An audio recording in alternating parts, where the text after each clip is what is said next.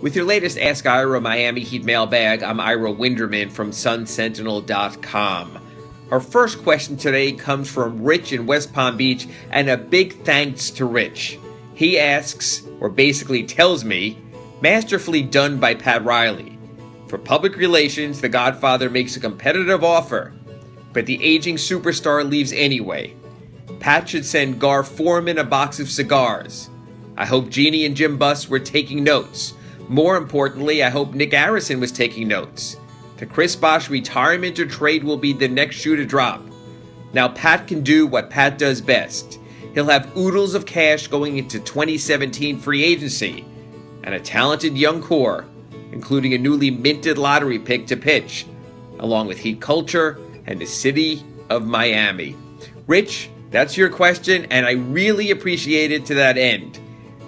This is something I've been thinking, especially now the last couple of days, how it almost was a manipulation to make it seem as if the Heat had gone as far as they possibly could for Dwyane, when it was clear protecting salary cap space in 2017 had to be the priority, especially after Kevin Durant didn't come aboard.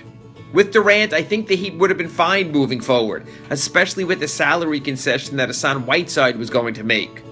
But without Durant, the attention had to be there to a degree in 2017 that there wouldn't be a huge Dwyane Wade salary in the way.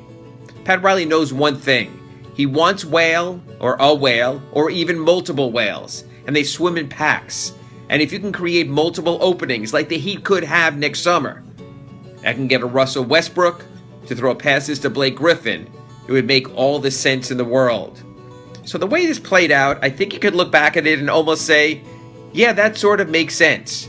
Pat Riley realized a team with Dwyane Wade and Hassan Whiteside and the unknowns of Chris Bosh only was going to go so far in 2016-2017, but that a 2017 without Dwyane Wade that offseason could open the books and the possibilities even more from the Heat.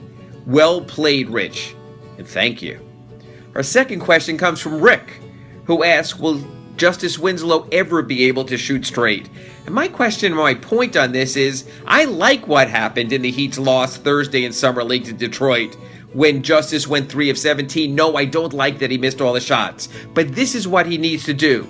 Take the shots. See what are the right shots. Go back on videotape. Review the shots. It's why I would like to see Justise get even more shots and outings during Summer League, or at least have a Heat coach present when Justise works with the U.S. Select Team, when the Olympic team trains later this month in Las Vegas.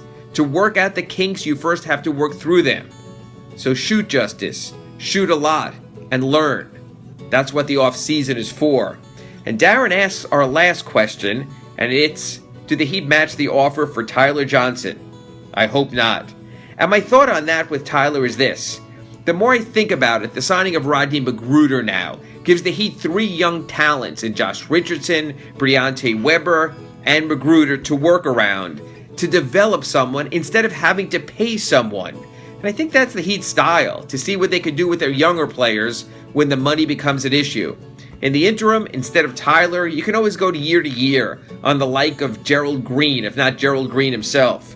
The more I think about it, the more I think the Heat probably will pass on Tyler Johnson. But we won't know until the offer sheet's 3 days expire and we find out. Those are today's 3 questions. We'll be back with 3 more tomorrow. From SunSentinel.com, I'm Ira Winderman.